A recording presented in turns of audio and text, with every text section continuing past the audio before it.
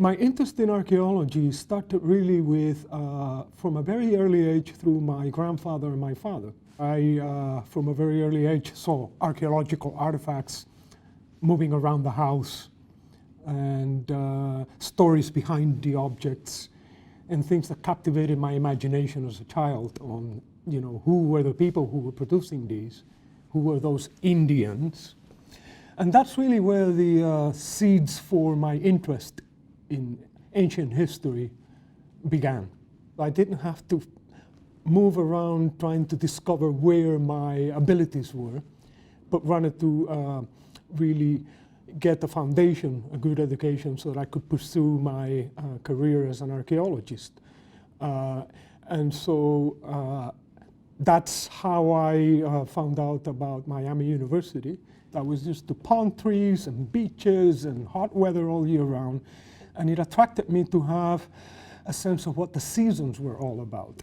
It seems like something silly, but for somebody who grew up in the tropics, the fact that I could see snow for the first time was a major event in my life. The eclectic mixture, even in those days, of international students were coming from Luxembourg.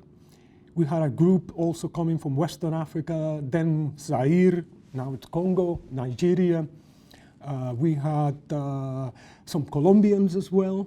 I think that sort of multicultural environment suited my sense of adventure as an archaeologist and anthropologist that I wanted to be, to enjoy these different ways of looking at the world and at interacting with different peoples that have different perspectives. The degree that I got here, because of the emphasis on the arts and humanities and the broader liberal arts education,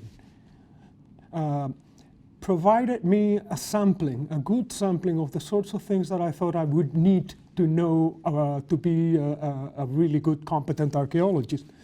So when I was here, I was just as interested in taking courses in geology and geography as I was in sociology and anthropology. But it was the idea that I needed some different disciplines that could inform how archaeologists could take advantage of them to respond to questions about what happened and how people lived the past. I think the arts and liberal arts and sciences, or arts and sciences in general, it's what really makes sense in a lot of fields that seem to be slated into either being science or either being in the humanities side.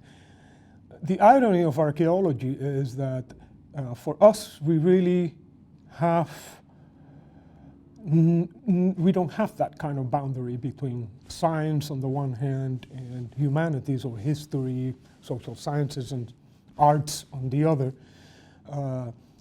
I kind of was aware of that only because of my upbringing at home, but I knew that in order to answer questions about why humans have to adapt in different ways to a changing environment, or an environment where human beings' activities impact the environment in any number of ways, you had to know, at least to be conversant with people that were in paleobotany or botany, in climate studies, that you had to know about how soils react to human activities, and therefore soil sciences become important.